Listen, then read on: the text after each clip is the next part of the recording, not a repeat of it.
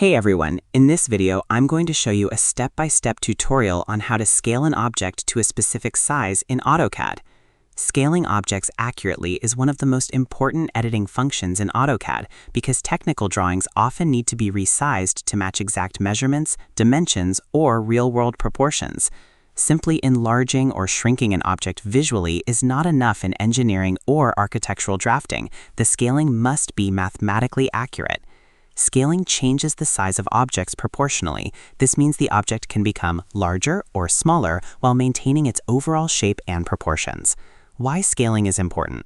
Scaling is commonly used when imported drawings have incorrect sizes, survey drawings need adjustment, objects must match real measurements, existing geometry needs resizing, and converting between unit systems. Important clarification: scaling changes the actual geometry size. It is different from zooming, which only changes the view. Start by opening AutoCAD, then open the drawing containing the object you want to resize. Select the object or drawing you want to scale. What happens when you select it?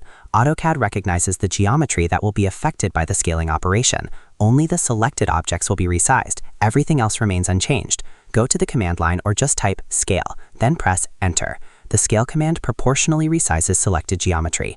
Next, specify a base point. The base point acts as the fixed anchor point for scaling. The object expands or contracts relative to this location. Choosing different base points changes the scaling direction, object positioning, and how geometry expands or shrinks. After choosing the base point, drag the cursor. AutoCAD temporarily previews how the object changes size.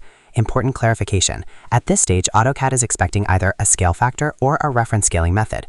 Now type R, then press Enter. R stands for reference. What reference scaling does? Reference scaling allows you to resize the object based on an existing known length and a new desired length.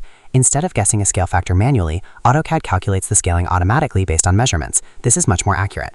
Now specify the second point. What you're doing here is you are identifying the current existing length on the object. This tells AutoCAD this distance is the original measurement. Why this step matters: AutoCAD needs to know the current size before converting it to the new target size. After specifying the reference length, drag the cursor.